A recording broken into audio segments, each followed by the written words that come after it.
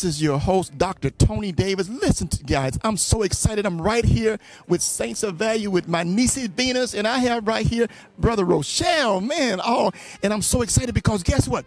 Dr. Venus is about to embark on a brand new story, you guys, a brand new journey, a brand new movie. And look, this brother right here, Brother Rochell, is going to tell you a little bit more about the story. We are so excited about this film. So he's going to share with you a little bit about his dad, the group, about the singing. It's going to be powerful. So you do not want to miss this. You do not want to miss what's coming because I'm looking forward to the production. 2022, Nisi is working on the script. She's getting everything together, and we are going to see a powerful, brand new story. Now, tell us a little about you, my brother. Okay, my name is Rochell Henderson Jr. I currently front my dad's doo-wop group called Rochell and the Candles. Okay. They had a hit in 1961 that went all the way to number 26 on the pop charts. They made an appearance on Ed Sullivan's show. I remember. Yeah. And basically this is about their story, their struggles they went through, and, the trials and tribulations you go through when you want to pursue your passion. Wow. Were you able to experience any of those things as your dad went through it? Did you see anything, or did you feel a certain way as you saw the struggle that your dad went through in his life? Well, actually, my dad was in a gospel group called the Chosen Gospel Singers, which featured Lou Rawls, and he palled around with a guy that some people may know named Sam Cooke. He was a frequent visitor to my grandmother's house, and I seen him a lot. I called him Uncle Sam, and the day he died, my grandmother took me to his funeral, and I didn't know why I was there. And I was like, why is Uncle Sam laying there? Wow. Now that's deep. Now Sam Cooke, everybody knows Sam Cooke, right? I was born by the river. You remember? Twisting the night away. That Chain Gang. Man, and you mentioned Lou Rawls too, right? Yes. Lou man, Rawls. Now you guys know. For my dad. Man, Lou Rawls. Now you guys know Lou Rawls had that voice, man. You'll never find. Lou Rawls had that voice, man. Yes, he did. That is powerful, man. So you had a chance to be amongst the greatest. Yes. Of the greats, man. Those are some foundational singers, Mm-hmm. And they have led the way. They have encouraged so many of us. Yes. So wow. And you had a chance to experience all that. Yes, I did as a young child. Wow. I was in my dad's rehearsals, and I kind of. Yeah, well, and on the comeback album we recorded at Bollock's studio. That's it was in Inglewood. That was like a Tina Turner studio. Wow, that's powerful. Do you remember any other songs, or did you see your dad writing anything, or were you encouraged by that? Actually, I got some of those original lyrics they wrote. I still got the copies of them. A song called "Hey Pretty Baby," "So Far Away," "Squat with Me Baby," a lot of songs. Man, Nisa, come on in here. Come on, you got anything you want to say? I was just privileged and just excited about when, Rochell called me on it, because he seen some stuff that I was doing on Facebook. This movie here, Triumphant and Stud. And then, we were talking, and that's when the opportunity came up. Would you help me do the story of my dad? And I was just blown away. So it was just another door that God opened that I am so grateful to do. And not only that, to even do a part of it, my mother's sister was married to his father, so it's a great story. Well, I call you, of course, you heard me say Venus. I got it like that. I call her Nisi because we close. I know her mother was my spiritual mom. So, Dr. Venus, you've done 2 great films so far. And I'm telling you, as I watch your films, I'm seeing another level. Every time there's another level. Now, tell us, give us just a little insight of. I know you can't spill the beans, right? But what do you think about this story that you're about to write?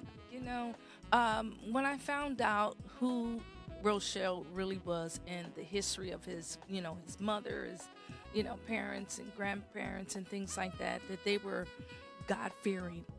Woman, and they had a background of believing, in God, who in God was. So that really just pulled me to it to see African American, women and men, how we really just trusted and walked in the power of God. God, you know. So it was really anointed that grabbed me into this story, being from Sweetport, Louisiana, you know, where it was hard. He was a young man in World War III, is it World War II? World War II at the age of 13, you know, surviving, fighting for his country. So, you know, and being a young black man standing for, you know, his rights and righteousness, and, you know, and then had God in his heart at a young age. So I kind of wrote it like the prodigal son, you know, that he went out but he always had a love for God and came back to his first love. So.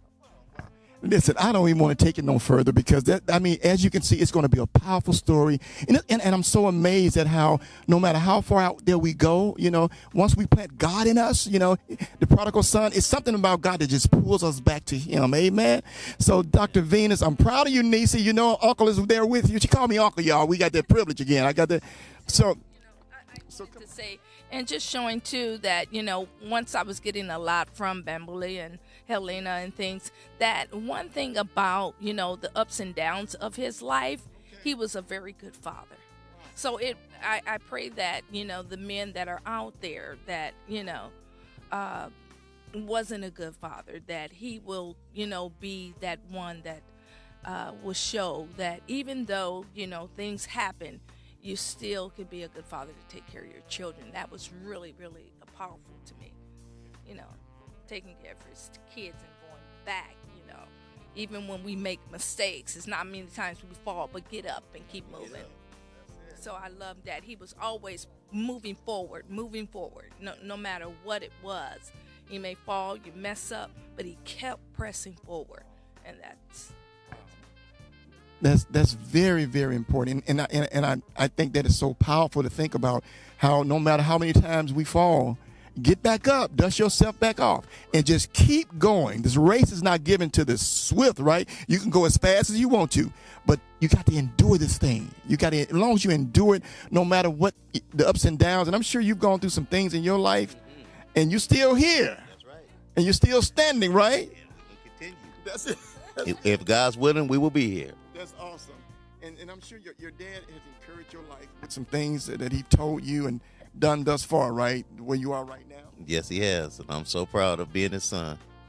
That's powerful. And I'm so glad she mentioned about a black male, you know, being in the life of our black men, because there's so many lacks. People say lack of that, but still there are some good ones out there. I got a brother in New Jersey. My brother, he loves his two sons, and he named them after us, Tony and Leo. Now, that's something.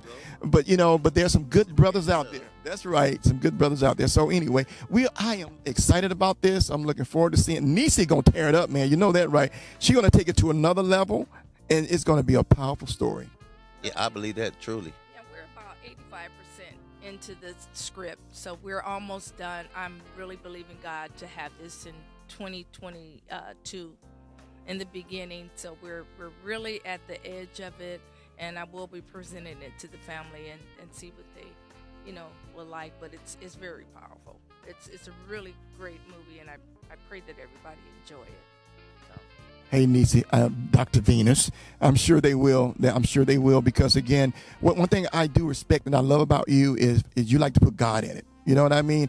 If it goes too crazy, she's not gonna do it. I've heard about her turning some things down. You know, I'm just being, and I love that, because you know she want to make sure. Yeah, she want to make sure that, yeah, I remember. Yeah, I heard all those things, and she just want to make sure that, you know, you got to be grounded, you know, because some things, like they say, all money is not good money. You know, that's the world way of saying, you know, some things I just will not do, you know, because of the way you think about God and what He delivered you from. So, Dr. Venus, I'm proud of you, and we are, you know, Uncle Tony is there, Dr. Tony is there with you. So just let us know, and we're going to be there to support you.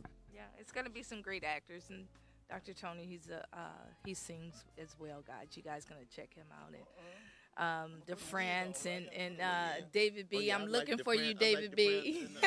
I like the friends in the last Well, yeah, movie. the friends. Yeah, the friends is my guy. Yeah, they sung together.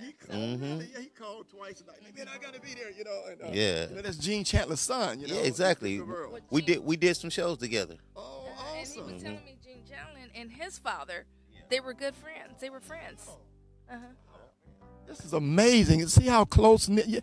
It seemed like a big world, but it's small, right? So That's awesome. So anything else you want to say, Nisi, before we close out? No, I just wanted to say shout out to some of you. Oh yeah, I want to give a shout out to the original bass singer of the Rochell and the Candles, T.C. Henderson. He lives in Apple Valley, California. Hi, T.C. Okay. And to the present guitar player, Vincent LeBeau. Oh, awesome. Yeah, he's world-class guitarist. Okay. All right. Well, we're looking forward to the production, and you will too. Until next time. Next time. Next time, 2022, round the corner.